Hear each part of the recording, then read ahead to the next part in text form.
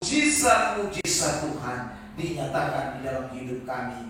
Karena itu Tuhan, sore hari ini kami semua sudah memuji-muji Engkau, dan telah tiba saatnya untuk kami dengarkan firman-Mu, belajar isi hati-Mu yang Engkau nyatakan kepada kami sore hari ini. Roh Kudus, ambil alih seutuhnya jam pemberitaan ini, sehingga baik hamba yang berbicara dan semua yang mendengar, Tuhan tolong kami sekalian dalam pengurapan Roh Kudus, kami diberi hikmat, kami diberi pengertian untuk dapat memahami setiap kebenaran. Terima kasih Tuhan, kami percaya Tuhan siap berfirman buat kami, dan kami pun siap untuk mendengarkannya. Di dalam nama Tuhan Yesus Kristus kami berdoa, dan semua kita yang rindu firman Tuhan pada kesempatan ini kita sama-sama katakan amin. Shalom. Shalom. Puji Tuhan. Terima kasih Bapak Ibu saudara terkasih dalam Tuhan, yang kesempatan terbaik yang diberikan kepada saya sore hari ini untuk kita sama-sama mau belajar firman Tuhan. Mari kita buka Alkitab kita dari Injil Lukas pasal yang ke-7, ayat yang pertama sampai dengan ayat yang ke-10. Injil Lukas pasal 7 ayat yang pertama sampai dengan ayat yang ke-10. Saya mengajak untuk kita sekalian akan membaca teks firman Tuhan ini secara sahut bersahutan. Saya membacakan ayat yang ganjil dan diikuti oleh Bapak Ibu Saudara ayat yang genap. Kita bersahutan sampai selesai di ayat yang ke-10. Kalau sudah temukan boleh katakan amin. Amin. Yesus menyembuhkan hamba seorang perwira di Kapernaum. Setelah Yesus selesai berbicara di depan orang banyak, masuklah ia ke Kapernaum. Di situ ada seorang perwira yang mempunyai seorang hamba yang sangat dihargainya. Hamba itu sedang sakit keras dan hampir mati. Ketika perwira itu mendengar tentang Yesus, ia menyuruh beberapa orang tua-tua Yahudi kepadanya untuk meminta supaya ia datang dan menyembuhkan hambanya. Mereka datang kepada Yesus dan dengan sangat mereka meminta pertolongannya. Katanya, ia layak engkau tolong, sebab ia mengasihi bangsa kita, dan dialah yang menanggung pembangunan rumah ibadat kami. Lalu Yesus pergi bersama-sama dengan mereka. Ketika ia tidak jauh lagi dari rumah perwira itu menyuruh sahabat-sahabatnya untuk mengatakan kepadanya, Tuhan, janganlah bersusah-susah, sebab aku tidak layak menerima Tuhan di dalam rumahku. Sebab itu aku juga menganggap diriku tidak layak untuk datang kepadamu. Tetapi katakan saja sepatah kata, maka hambaku itu akan sembuh. Sebab aku sendiri seorang bawahan, dan di bawahku ada kepala prajurit. Jika aku berkata kepada salah seorang prajurit itu, pergi, maka ia pergi, dan kepada seorang lagi, datang, maka ia datang, ataupun kepada hambaku, kerjakanlah ini, maka ia mengerjakannya. Setelah Yesus mendengar perkataan itu, ia heran akan dia, dan sambil berpaling kepada orang banyak yang mengikuti dia, ia berkata, aku berkata kepadamu, iman sebesar ini tidak pernah aku jumpai sekalipun di antara orang Israel. Ayat 10. Dan setelah orang-orang yang disuruh itu kembali ke rumah, didapatinya hamba itu telah sehat kembali. Baik, puji Tuhan, Bapak Ibu Saudara yang diberkati Tuhan Yesus Kristus, berbahagialah kita semua yang telah membaca, merenungkan dan rindu melakukan kebenaran ini hari lepas hari. Shalom. Shalom. Saudara, saya memulai khotbah ini dari ayat yang ke-9. Perhatikan, di dalam teks itu ada kalimat, aku berkata kepadamu, iman sebesar ini tidak pernah aku jumpai sekalipun di antara orang Israel. Tema khotbah hari ini adalah iman yang besar. Bilang samping kiri kanan, iman yang besar. Lalu tanya dia, imanmu besar atau kecil? Saudara yang terkasih di dalam Tuhan Yesus Kristus, ayat yang tadi kita baca dikatakan dengan jelas bahwa iman sebesar ini tidak pernah aku jumpai. Itu artinya memiliki iman yang besar itu tidak sembarangan orang. Di dalam Alkitab, Yesus hanya 2 kali memuji orang dengan kata imanmu besar. Yang pertama, dia pernah mengatakan kepada seorang perempuan Serofenesia atau seorang perempuan Kanaan. Saudaraku, dia katakan perempuan itu juga memiliki iman besar. Lalu yang kedua, kita temukan di dalam Lukas pasal yang ke-7 ayat yang ke-9 ini, di mana Yesus berkata kepada sang perwira itu bahwa iman sebesar ini belum pernah aku jumpai, sekalipun itu di antara orang Israel. Saudara yang terkasih di dalam Tuhan Yesus Kristus, saya rindu kita semua belajar dari teks firman Tuhan ini. Iman yang besar ini bukan bicara soal hanya sekedar ungkapan. Atau iman yang besar ini bukan bicara soal jumlah, bukan kuantitas. Tetapi iman yang besar itu bicara soal nilai atau kualitas. Itu yang Tuhan ingin temui di dalam hidup kita sebagai orang-orang percaya. Jangan sampai kita hanya ikut-ikut Tuhan, tetapi sebenarnya iman kita adalah iman yang tidak berkualitas, iman yang rendah, iman yang nilainya tidak ada apa-apanya.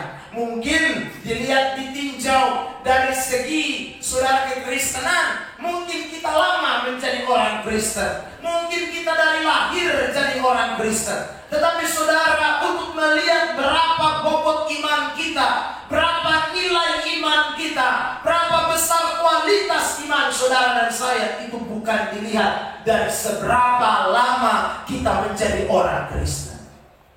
Kenapa saya katakan demikian? Saudara tadi membaca dalam teks ayat 9 itu, Yesus sendiri bilang, saya tidak pernah jumpai di antara orang Israel iman model kayak ini perwira ya. Saudara terkasih dalam Israel itu gambaran daripada orang Kristen. Israel itu gambaran dari saudara dan saya yang hari ini katanya menjadi pengikut Tuhan. Tapi kadang-kadang Tuhan pun tidak menjumpai iman sebesar itu di dalam hidup kita sebagai orang-orang percaya. Nah, pada kesempatan sore hari ini, saya mengajak kita untuk belajar dari teks ini. Kenapa sampai Yesus mengatakan iman orang ini besar atau mempunyai kualitas, memiliki nilai, memiliki bobot yang luar biasa itu? Mari kita belajar bersama-sama dari teks yang tadi kita sudah bacakan. Saudara yang terkasih di dalam Tuhan Yesus Kristus, yang pertama, saya mengajak kita untuk memperhatikan beberapa ayat kembali. Lukas pasal 7 tadi, kita sekarang lihat ayat yang kedua lebih dulu. Lukas pasal 7 ayat yang kedua. Di situ ada seorang perwira yang mempunyai seorang hamba yang sangat dihargai. Hamba itu sedang sakit keras dan hampir mati. Jadi ini perwira, dia mempunyai hamba dan hambanya ini dikatakan sangat dihargai. Boleh saya sebut mungkin ini adalah tangan kanan dari perwira. Ini bukan hamba sembarang hamba, karena hamba ini dikatakan sangat dihargai oleh perwira tersebut. Saudara yang terkasih di dalam Tuhan, ini berarti orang ini hamba yang penting, seorang hamba yang mempunyai andil bagi perwira ini. Makanya begitu dia sakit, hamba itu sakit keras, saudara yang dikasih oleh Tuhan, dan hampir mati, perwira ini agak pusing sedikit ya. Wih, ini kalau dia tangan kanan lewat berarti bahaya sudah ini ya. Mungkin dia ini yang beta andalkan, dia ini yang harus kerja ini, kerja itu. Beta percaya ini orang satu. Tapi sekarang dia sedang sakit, dia bahkan hampir mati. Saudara yang terkasih di dalam Tuhan Yesus Kristus, tadi malam saya ikuti pidato Prabowo Gibran ya. Dan kemudian dalam pidato itu Prabowo menyebut sampai di ajudan, sekretaris ya saudara. Oh, ini berarti dia sebut terima kasih. Berarti orang-orang ini juga punya peranan penting bagi Prabowo, saudara. Sehingga dia berterima kasih buat sekretaris saya ada 3, dia sebut nama satu-satu, ajudan saya, dia sebut, saudara terkasih dalam Tuhan. Nah, kenapa dia sebut berterima kasih? Karena mereka juga punya andil di dalam, saudaraku, mungkin kampanye kemarin, mungkin di dalam mengawal Prabowo, ya mungkin di antara mereka adalah orang-orang penting yang memberikan masukan-masukan sehingga Prabowo mengungkapkan rasa terima kasih. Nah, saudara lihat sekarang ini kisah perwira ini juga dia punya seorang hamba, ibaratnya seperti yang tadi malam saya bilang, saya bilang seperti pidatonya si Prabowo itu. Ya saudara, ini orang yang sangat penting bagi perwira itu.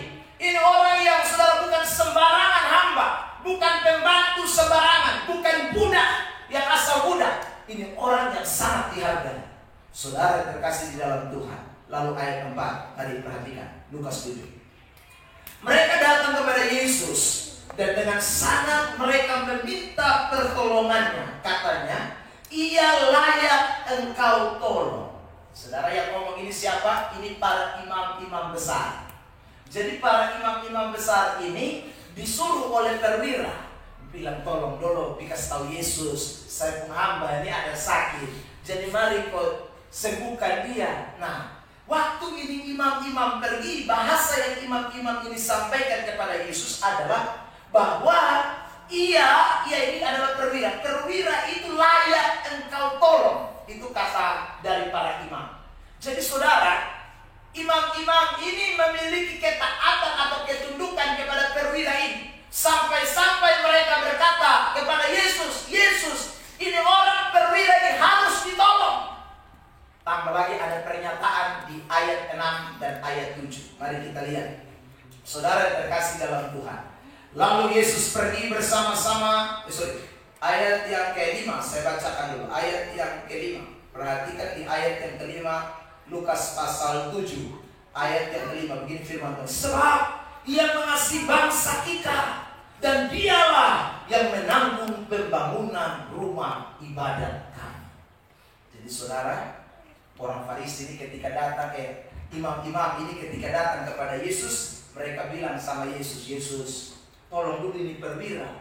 Karena ini perwira ini dia suka bantu pembangunan. Ini perwira ini dia mengasihi kita pun bangsa, ya. Dia sangat menolong kita dalam pembangunan rumah ibadat. Dia mengasihi bangsa kita. Jadi Yesus, tolong dulu pergi sembuhkan dia punya hamba. Dia punya orang penting yang sekarang sedang sakit. Saudara yang terkasih di dalam Tuhan. Tetapi ketika hamba ini mendengarkan apa yang disampaikan oleh para imam-imam, ya, kepada Yesus, hamba ini ternyata memiliki sebuah pemahaman yang berbeda. Mari kita lihat di ayat 6 sekarang dan ayat yang ke-7. Lalu Yesus pergi bersama-sama dengan mereka. Ketika ia tidak jauh lagi dari rumah perwira itu, perwira itu menyuruh sahabat-sahabatnya untuk mengatakan kepadanya, untuk omong sama Yesus, apa? Tuhan, janganlah bersusah-susah, sebab aku tidak layak menerima Tuhan di dalam rumahku. Tadi saudara perhatikan imam-imam bilang apa? Dia layak ditolong. Dia layak karena dia bantu rumah ibadah. Dia tolong orang Israel. Tapi sekarang ini orang yang disebut perwira ini, dia mengatakan, aku juga tidak layak datang kepadamu. Bahkan aku tidak mau engkau datang ke rumahku, karena rumahku juga tidak layak untuk engkau, ya Tuhan. Saudara yang terkasih dalam Tuhan, waktu dengar kalimat itulah Yesus kemudian berkata, iman sebesar ini tidak pernah aku jumpai sekalipun di antara orang Israel. Saudara yang terkasih dalam Tuhan, hari ini saya mau ajak kita untuk belajar dari kebenaran ini. Kenapa iman perwira itu besar? Karena saudara yang terkasih dalam Tuhan, yang pertama, dia ini orang yang memiliki kerendahan hati. Padahal saya ulang lagi, dia perwira, dia orang Israel. Ya, dia bukan orang Israel, dia orang yang sering membantu orang Israel. Dia orang yang sering membantu pembangunan rumah ibadat. Tapi saudara, dikatakan dalam ayat 6 dan ayat yang ke-7, bahwa di hadapan Tuhan dia mengatakan, Tuhan, aku tidak layak. Jangankan datang kepadamu, engkau datang ke rumahku pun aku tidak layak. Saudara, ini adalah sebuah ungkapan yang jarang sekali orang bisa ucapkan. Ketika orang itu memiliki posisi, memiliki pangkat, memiliki jabatan, memiliki pengaruh, memiliki sumbangsi. Saudara yang terkasih dalam Tuhan, orang jarang bisa omong seperti yang dikatakan oleh perwira tersebut. Saudara yang terkasih dalam Tuhan, saya beri contoh. Saudara sering sumbang pembangunan gereja, ya. Lalu saudara ini orang pejabat, saudara yang terkasih dalam Tuhan. Lalu saudara ini orang yang paling banyak bantu orang di sekitar saudara. Sekarang saudara dalam kesusahan, saudara yang terkasih dalam Tuhan, dan saudara rindu mengalami sesuatu dari kesusahan saudara itu, keluar dari masalah kesusahan saudara. Pasti saudara, secara manusia kita akan pikir, apalagi kalau kita minta pendeta datang untuk doakan kita, itu pendeta lama-lama lagi baru dia muncul. Saudara pasti akan angkat WA, saudara telepon ke pendeta, Pak Pendeta, itu gereja itu saya sumbang dulu baru ada berdiri. Ya saudara, lu tidak tahu, ya.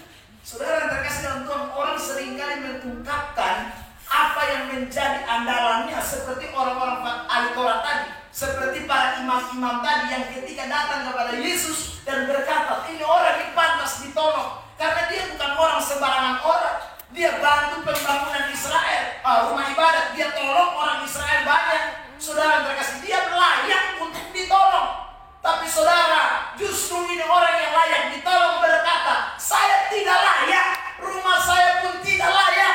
Saudara yang terkasih dalam Tuhan, sekarang saya tanya saudara, rumah perwira itu kira-kira sama di kita punya atau karena rumah perwira? Ya. Saudara, itu rumah itu pasti rumah 2 lantai mungkin, ya. Atau rumah 3 lantai mungkin. Ini perwira, orang bukan pangkat rendahan.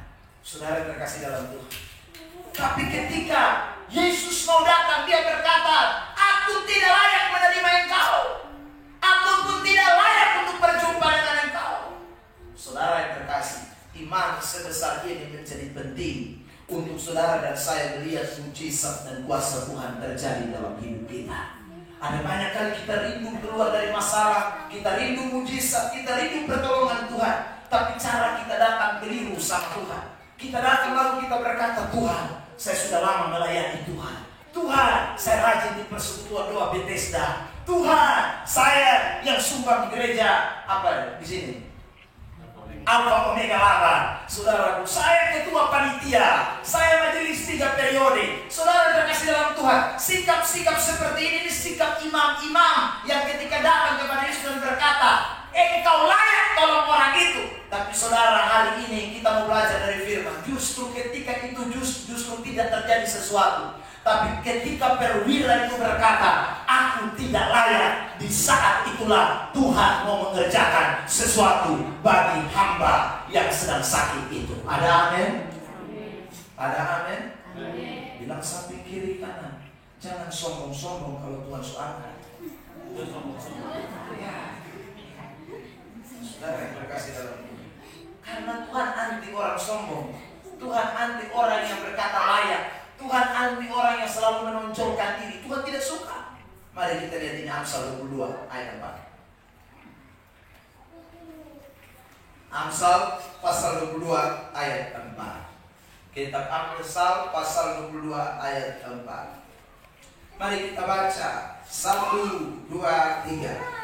Ganjaran kerendahan hati dan takut akan Tuhan adalah kehormatan dan kehidupan. Jadi kalau saudara rendah hati itu Tuhan senang angkat saudara, Tuhan senang kasih berkat saudara, Tuhan mau buat mujizat buat saudara dan saya. Tapi kalau kita tidak rendah hati, Alkitab mengatakan begini, 1 Petrus 5 ayat yang kelima, demikian jugalah kamu hai orang-orang muda, tunduklah kepada orang-orang tua, dan kamu semua rendahkanlah dirimu seorang terhadap yang lain.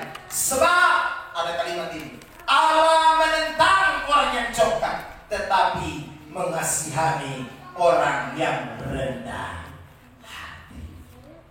Saudara yang terkasih dalam Tuhan, jadi iman besar, iman berkualitas itu dilihat ketika kita tambah hari tambah rendah hati di hadapan Tuhan.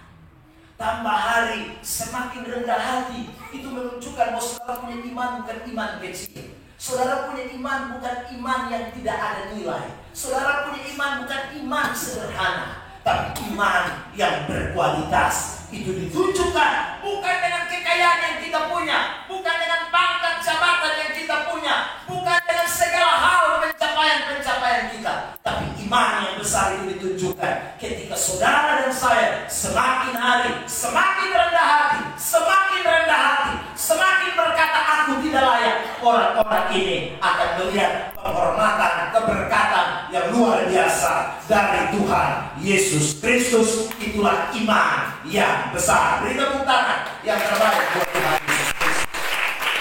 Lihat lagi satu ayat dalam Mazmur 37 ayat yang ke-11 berkata begini, tetapi orang-orang yang rendah hati akan mewarisi negeri dan bergembira karena kesejahteraan yang berlimpah-limpah. Jadi kalau saudara rendah hati, itu ayat berkata saudara akan lihat kesejahteraan berlimpah-limpah. Ya. Jadi apa yang kita gumuli sekarang, ingat, kita mesti belajar datang kepada Tuhan dengan kerendahan hati. Mesti belajar tambah hari tambah rendah hati. Ya. Saudara terkasih di dalam Tuhan, kadang-kadang kita ini sudah miskin. Minta maaf sekali pakai kalimat itu. Artinya kita ini sudah banyak alami masalah, banyak alami kesusahan, tapi kita ini rasa diri terlalu layak, kita rasa diri terlalu pantas, kita rasa diri kita ini harus dihargai, kita rasa diri kita ini harus dihormati, sehingga banyak kali kita tidak lihat jalan keluar. Karena Tuhan menentang orang yang congkak, Tuhan tidak suka dengan orang yang tinggi hati, Tuhan tidak senang dengan orang yang merasa dirinya layak, hebat, kuat. Tuhan anti. Tuhan mau dengan orang-orang yang rendah hati. Waktu kita semakin rendah hati, Tuhan akan mengangkat kita lebih luar biasa lagi. Ada amin? Bilang lagi sampai kiri kanan, jangan sombong-sombong. Saudara terkasih dalam Tuhan, ini penting buat kita semua anak-anak Tuhan. Ya, tambah hari tambah rendah hati. Biar orang ngomong kotong sonde juga kotong tambah rendah hati. Tambah rendah hati. Karena orang rendah hati itu akan diangkat oleh Tuhan. Saudara yang terkasih dalam Tuhan, saya baca satu ayat lagi dari kitab Sefanya pasal 2 ayat 3. Sefanya pasal 2 ayat 3 begini. Carilah Tuhan hai semua orang yang rendah hati di negeri, yang melakukan hukumnya. Carilah keadilan, carilah kerendahan hati. Mungkin kamu akan terlindung pada hari keburukan Tuhan. Cari kerendahan hati. Sekarang banyak orang cari kesombongan. Kita jangan cari kesombongan, cari kerendahan hati. Banyak orang mau cari untuk semakin hari semakin tinggi hati. Jangan cari kerendahan hati. Karena waktu saudara cari kerendahan hati, maka Tuhan akan meluputkan kita dari situasi-situasi yang tidak mengenakan. Imanmu besar, imanmu bernilai, imanmu berkualitas. Sekali lagi, karena dilihat daripada hati dari seorang perwira yang berkata, aku tidak layak. Itu pertama. Kedua, saudara yang terkasih dalam Tuhan, mari kita kembali kepada firman Tuhan. Apa yang membuat Yesus berkata, iman seperti ini, sebesar ini belum aku jumpai sekalipun di antara orang Israel? Yang kedua, mari saja kita membaca ayat yang ke-7 dari Lukas pasal 7.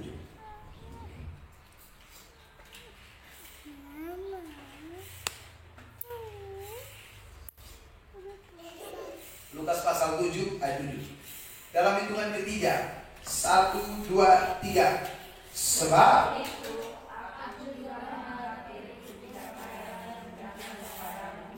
tetapi katakan saja sepatah kata, maka hambaku itu akan sembuh. Saudara yang terkasih dalam Tuhan, katakanlah sepatah kata, maka hambaku itu akan sembuh. Dia tidak bilang 2 patah kata, 3 patah kata, cuma sepatah kata. Saya percaya dalam analisa saya, Saudara, mungkin dia hanya cukup minta kata itu ada sembuh, selesai. Dia tidak perlu panjang lebar, karena dia perlu sembuh. Sepatah kata. Tapi saudara, saya tidak mau bicara soal apa itu kata yang diucapkan itu, atau sepatah kata itu apa.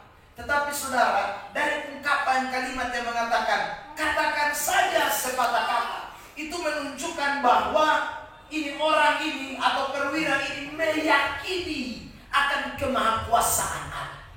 Dia percaya betul bahwa Tuhan ini terlalu berkuasa. Tuhan ngomong mau sepatah kata, kau setengah kata, kau pasti terjadi. Saudara yang terkasih dalam Tuhan, dia tidak butuh kehadiran Tuhan, bahkan dalam tanda kutip ya, dia tidak butuh Tuhan harus kata, karena dia terlalu yakin Tuhan itu melampaui ruang dan waktu. Tuhan itu maha ajaib, Tuhan itu maha dahsyat, Tuhan itu maha luar biasa. Saya percaya perwira ini juga sudah mendengar banyak hal tentang bagaimana Yesus melakukan mujizat, saudara, dengan banyak cara. Karena itu dia semakin yakin bahwa Tuhan mampu mengerjakan sesuatu, meskipun Tuhan Yesus tidak sampai kepada rumah hamba perwira itu. Meskipun Yesus hanya di tengah jalan, cukup sepatah kata saja, maka mujizat akan terjadi. Amin. Ada amin? Amin. Saudara yang terkasih dalam Tuhan, saya pernah diprotes oleh orang, ya, karena saudara, waktu saya berdoa buat dia, saya tidak tumpang tangan.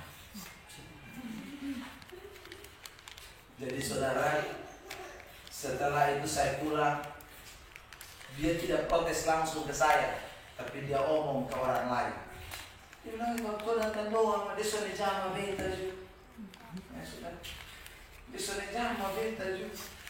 Jadi dia berpikir itu kalau saya jama maka mujizat akan terjadi. Kalau saya tidak jama, mujizat tidak terjadi. Saudara terkasih dalam Tuhan, itu berarti Tuhan itu kita kurung hanya pada tangan saya saja. Itu berarti, saya ulang, saya ingin saudara menjawab, itu Tuhan maha kuasa tidak? Tidak. Kalau hanya bisa pakai set tangan baru sembuh, itu maha kuasa atau tidak? Tidak. Maha kuasa atau tidak? Tolong jawab. Tidak maha kuasa, kalau hanya bisa pakai tangan baru sembuh. Maha kuasa itu kalau bisa pakai set tangan sembuh, tidak pakai set tangan juga sembuh, itu maha kuasa. Ada amin? Saudara terkasih, ada lagi yang saya dengar. Kalau saya begitu pede, saya langsung siap. Itu berarti Tuhanmu tidak maha kuasa. Kenapa? Karena hanya begitu pede saja dia bisa sembuhkan orang. Kalau saudara Tuhan itu maha kuasa, maka dia bisa sembuhkan kita bukan hanya di pede. Di mana saja dia bisa sembuhkan kita. Ada amin? Saudara yang terkasih dalam Tuhan, jadi sekarang ini penting. Ada banyak kali iman kita ini tidak berkualitas, iman kita tidak berbobot. Kenapa? Ditunjukkan dari sikap kita yang tidak mempercayai kemahakuasaan Tuhan, sikap kita yang membatasi Tuhan, sikap kita yang pakai kita pun logika, pakai kita pun cara berpikir, harus begini, harus begitu, baru mujizat terjadi. Saudara, itu artinya iman kita iman dangkal, iman kita iman yang tidak mempunyai bobot, iman kita iman yang cedek. Kalau saudara mau punya iman besar, berkatalah seperti perwira, sepatah kata pun kalau Tuhan mau, pasti mujizat akan terjadi. Ini kebetulan terbanyak. Saudara yang terkasih dalam, itu baru namanya Tuhan itu maha kuasa. Itu baru Tuhan itu ajaib. Itu baru Tuhan itu luar biasa. Saudara yang terkasih dalam Tuhan, makanya saya tidak pernah larang orang, ya, berdoa di orang lain. Yang penting itu orang betul-betul hamba Tuhan, bukan hamba Tuhan palsu. Saudara, karena bukan hanya Tuhan bisa pakai saya, Tuhan bisa pakai banyak orang. Kadang-kadang saudara terkasih dalam Tuhan, Tuhan bisa pakai orang lain untuk melakukan sesuatu dan Tuhan tidak mau pakai kita. Bisa. Jadi kita tidak boleh hanya membatasi orang pada kita. Saudara terkasih dalam Tuhan, itu kita yakin bahwa Tuhan itu maha kuasa, Tuhan itu maha dahsyat.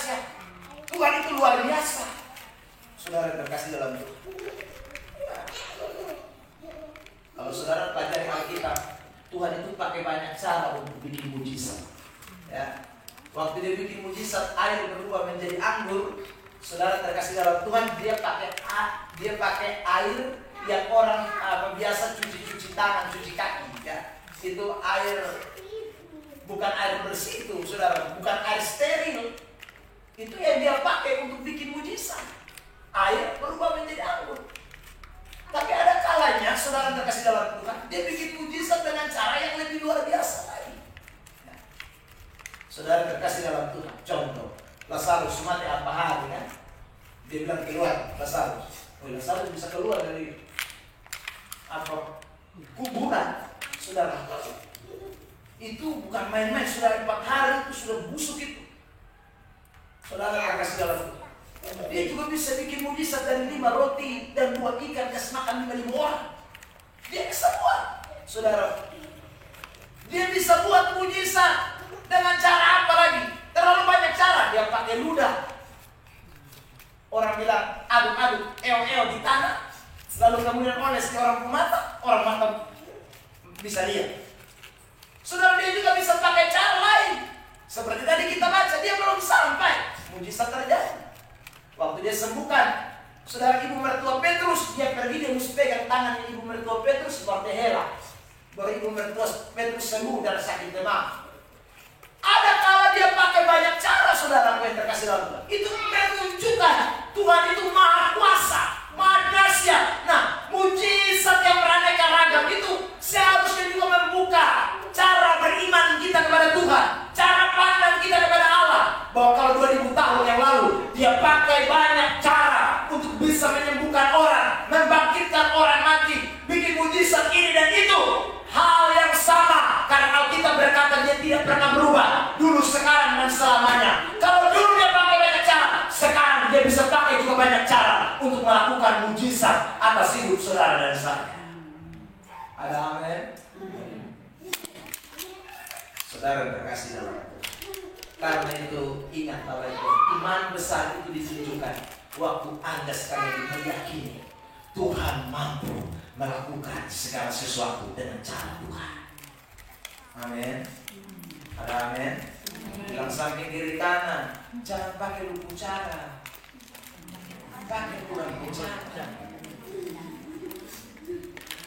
Satu kali nenek-nenek, saudara, dia sudah tidak ada beras, dia sudah tidak ada uang. Saudara terkasih dalam Tuhan, dia berdoa.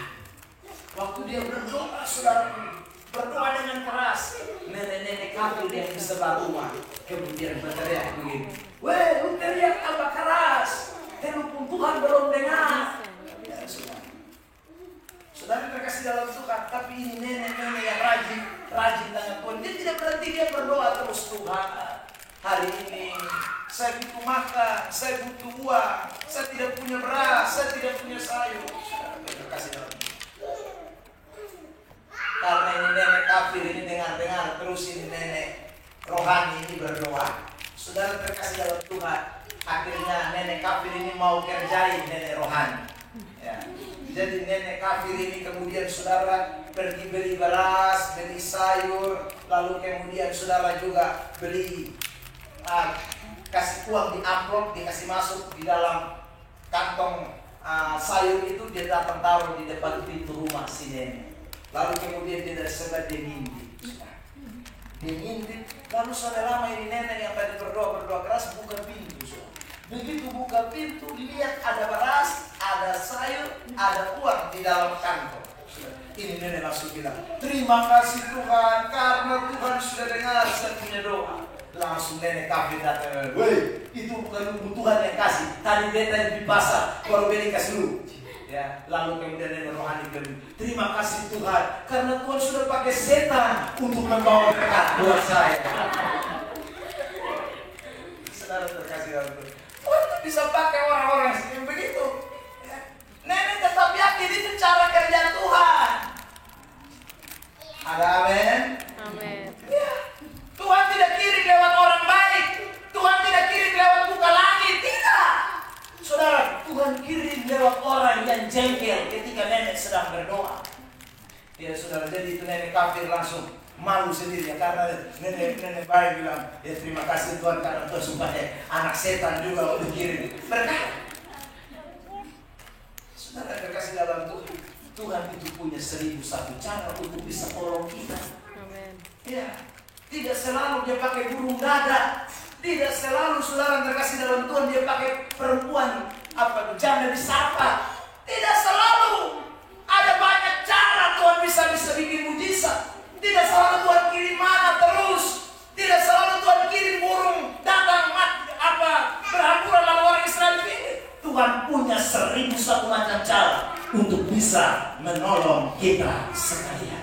Bagi Tuhan tidak ada yang mustahil. Beri tepuk tangan kepada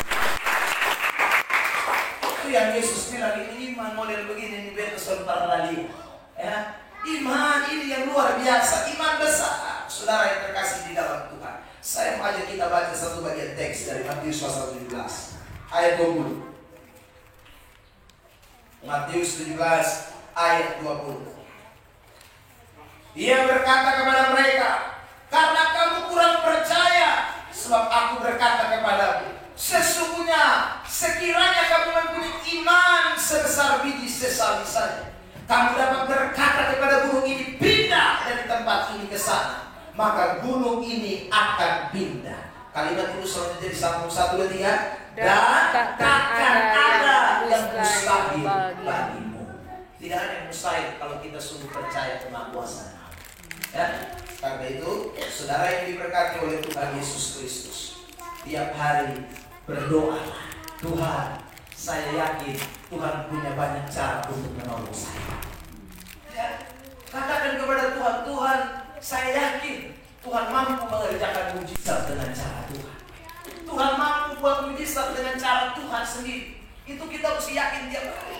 Kalau kita yakin begitu, Tuhan akan lihat saudara punya iman, bukan iman yang tadi saya katakan iman dangkal, iman cetek, iman yang asal-asalan. Iman itu adalah iman yang berkualitas. Saudara yang terkasih dalam Tuhan, Paulus pernah berkata, kita hidup ini bukan karena melihat, tetapi karena percaya. Jadi tiap hari mesti percaya dengan kemahakuasaan Tuhan. Saudara, sebenarnya hidup kita ini diwarnai dengan percaya. Saya mau tanya saudara, ya, kalau saudara pernah pergi ke dokter, ya, saudara pergi ke dokter, lalu saudara dapat resep dokter, ya, saya mau tanya, adakah kita baca itu resep dokter? Saudara pernah baca resep dokter? Tidak. Kita baca juga itu tidak tahu, di huruf ini ngeri. Ya saudara, naik turun, kita tidak pernah tahu. Tapi kita yakin kalau ini obat kita minum pasti sembuh. Padahal dia kalau kasih kita racun, maka kita minum obat. Oh, kita tidak tahu, tapi kita percaya dokter pasti kasih obat yang tepat. Kita mau pergi ke apotek, kita tunjuk hanya apoteker yang bisa baca itu kertas. Saudara terkasih dalam Tuhan, ya, kita tidak bisa baca tulisannya, sehingga kita sudah bingung setengah mati. Tapi kita yakin bahwa obat itu kita minum pasti kita sembuh. Saudara yang terkasih dalam Tuhan, kalau dokter yang terbatas itu yang kasih obat saja kita sembuh, kenapa kita tidak percaya kepada Tuhan Yesus yang lebih dahsyat dari dokter di atas segala dokter? Seharusnya kita yakin, saudara, kalau Lazarus sampai bisa bangkit, kenapa mujizat Tuhan tidak kerjakan? Kalau dokter yang kasih resep kita bisa yakin. Waktu Anda opname di rumah sakit, saudara terkasih dalam Tuhan, lalu datang itu suster pegang suntik bos begini, saudara tanya, ilmu ijazah betul bos apa? Ya, saudara yang tanya, ya, saudara potong sorong, potong pendiri, suntik, nih, nonggoli. Ya. Kita tidak pernah protes, kenapa? Kita yakin, saudara. Kita percaya, lah kalau saya ulang lagi, suster yang bisa saja bunuh kita seketika, dia masih manusia, bisa malpraktek. Saudara, kita percaya, apalagi Tuhanmu yang adalah pencipta langit dan bumi, yang ciptakan saudara dan saya. Adakah dia tidak bisa melakukan sesuatu yang melampaui dari apa yang kita lakukan? Waktu saudara naik feri yang birote, sampai di atas feri saudara naik cek kapten ijazah. Atau saudara tanya, di sini sulia baik-baik ke sana. Itu saudara sudah isi ke belum? Kita tidak cek kita suka pakai rebe, naik, kita selfie di atas. Ya saudara, kita tidak cek. Padahal kita tidak tahu ini kapal ini, saudaraku, tenggelam di buku atau terus sampai di Rote sana. Tapi kita percaya bahwa orang yang bawa ini kapal pasti bawa kita sampai ke tujuan. Saudara terkasih dalam Tuhan. Nah, kalau hal-hal seperti ini saja kita yakin, kenapa kita tidak yakin kepada Tuhan kita yang lebih dahsyat, yang lebih luar biasa? Hari ini saya disampaikan ini, iman kita mesti semakin hari semakin berkualitas. Ibadah tambah banyak, doa tambah banyak, mesti tambah yakin bahwa Allah yang saya sembah itu bukan Allah sembarangan Allah. Dia Allah yang dahsyat. Dia Tuhan pencipta langit dan bumi. Dia pemilik alam semesta. Bagi Dia tidak ada yang mustahil. Tepuk tangan terbaik buat Tuhan Yesus. Terakhir, yang ketiga, kenapa disebut iman-nya besar? Mari kita lihat ayat yang ke-9. 8, sorry. Lukas 7 ayat yang ke-8. Mari kita perhatikan ayat ini. Lukas pasal 7 ayat yang ke-8. Dalam hitungan ketiga kita membacakan teks ini. Lukas 7 ayat 8. Ya. 1, 2, 3. Sebab aku sendiri seorang bawahan, dan di bawahku ada pula prajurit. Jika aku berkata kepada seorang prajurit itu, pergi, maka ia pergi. Dan kepada seorang lagi datang, maka ia datang. Ataupun kepada hambaku, kerjakanlah ini, maka ia mengerjakannya. Saudara, dia bilang sama Tuhan Yesus, jadi dia beta ini perwira itu pakai bahasa yang sederhana. Jadi dia beta ini perwira, beta ini juga ada atasan, beta ini juga seorang bawahan, dia bilang. Nah, seorang bawahan itu kalau dikatakan tadi saudaraku, disuruh kerja maka dia akan kerja, disuruh pergi maka dia akan pergi, kalau disuruh datang maka dia akan datang. Dengan kata lain begini saudara terkasih dalam Tuhan, dia mau bilang sama Tuhan Yesus, lu perintah apa saja, lu jadi bebek pembangkang, lu jadi bebek penggolongan, ya, lu perintah apa saja beta lakukan, apa saja yang lu suruh beta kerjakan, lu suruh beta pergi, lu suruh beta datang, beta datang. Itu perwira itu mau ngomong begitu sama Tuhan. Saudara terkasih dalam Tuhan Yesus Kristus, dengan kata lain begini, ini perwira ini mau bilang begini, beta ini taat, beta ini tunduk Tuhan, ya. Beta ini mau belajar ikuti perintah Allah, beta ini mau belajar ikuti kemauan Tuhan. Saudara terkasih dalam Tuhan, lebih sederhana lagi saya bicara. Saudara mungkin dia bilang begini, jadi kalau saya bantu itu pembangunan rumah ibadah, itu karena Tuhan perintah begitu. Saudara, saya tolong orang Israel, itu karena Tuhan suruh begitu.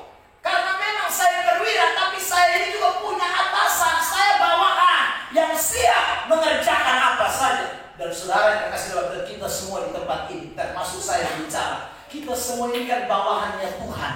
Kita semua ini punya atasan yang namanya Tuhan Yesus. Dan kita mesti taat, tunduk, lakukan apa yang Tuhan inginkan untuk kita kerjakan dalam diri kita. Ada amin? Amin. Iman yang besar itu dilihat waktu saudara dan saya mau mengerjakan segala sesuatu yang Tuhan inginkan, Tuhan perintahkan kepada kita dengan penuh ketaatan, ketundukan. Itu iman yang besar. Saudara terkasih dalam Tuhan, Tuhan suruh ibadah, jangan kepala batu, ibadah. Itu namanya orang yang punya iman besar. Kalau Tuhan suruh saudara dan dikasih oleh Tuhan menjadi orang yang melayani. Ya. Kalau Tuhan suruh saudara dan saya datang berdoa. Kalau Tuhan suruh dan saya, ayo bersaksi. Kalau Tuhan suruh saudara dan saya, ayo belajar Alkitab, baca firman, lakukan firman, lakukan. Karena kita bawahan dan dia atasan. Kita mesti tunduk dan taat melakukan perintahnya. Ada amin? Saudara terkasih dalam Tuhan, yang biasa minta pelayanan, saudara saya kalau tidak ada halangan pelayanan yang lain, pasti saya selalu bilang siap. Karena bagi saya bukan itu orang yang suruh saya, tapi Tuhan yang suruh saya. Saudara, maka tidak boleh tidak tunduk, tidak taat.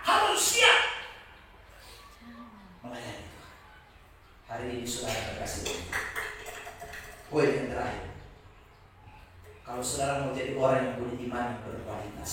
Belajar tiap hari untuk tunduk taat ya kepada apa yang saudara dengarkan, firman Tuhan yang saudara dengarkan. Ayo belajar tunduk taat. Jangan Tuhan ngomong lain, kita bikin lain.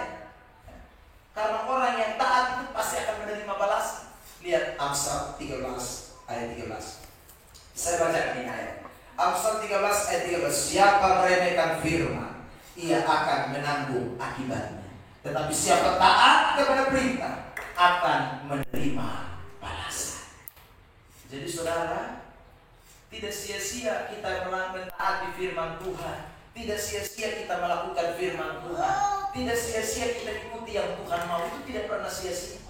Kalau saudara baca di dalam kitab Ulangan pasal 28, ya Tuhan bilang begini, barang siapa yang mendengar dan melakukan apa yang diperintahkan pada hari ini, Tuhan mulai bilang, ini diberkati, itu diberkati, ini diberkati, itu diberkati. Terlalu banyak berkat-berkat yang Tuhan berikan. Karena apa? Karena orang mau tunduk dan taat. Karena orang mau tunduk dan taat, mau patuh kepada apa yang Tuhan kehendaki. Saudara terkasih dalam Tuhan Yesus Kristus, iman yang besar itu ketika kita semua boleh berkata kepada Tuhan, Tuhan, apa yang Tuhan suruh saya akan lakukan. Apa yang Tuhan perintahkan saya mau lakukan. Maka di saat itulah saudara, Tuhan akan melihat bahwa saudara memiliki iman yang besar. Kiranya Tuhan berkati kita semua dengan firman Tuhan pada kesempatan sore hari ini. Sekali lagi, marilah jadi orang-orang percaya yang memiliki iman yang berbobot, iman yang besar, iman yang berkualitas. Bukan hanya sekedar jadi orang Kristen. Ya, iman yang berkualitas, iman yang berbobot itu dilihat dari 3 hal yang tadi kita sudah dengar. Ya, yang pertama, saya ulangi lagi, iman yang berbobot itu dilihat dari kalau saudara semakin hari semakin rendah hati, semakin rendah hati, tidak sombong, itu imanmu adalah iman yang berbobot. Yang kedua, saudara kapan Tuhan melihat kita punya iman yang besar? Waktu saudara dan saya yakin akan kemakuasaan Allah. Tuhan saya mampu melakukan apa saja, lebih dari apa yang saya pikirkan, apa yang saya makan. Itu orang punya iman besar. Lalu yang ketiga, orang yang punya iman besar itu adalah orang yang semakin hari taat, tunduk, dan mau melakukan apa yang Tuhan kehendaki. Itulah yang disebut dengan iman besar. Tuhan Yesus memberkati kita dengan firman. Mari kita bersyukur buat firman Tuhan.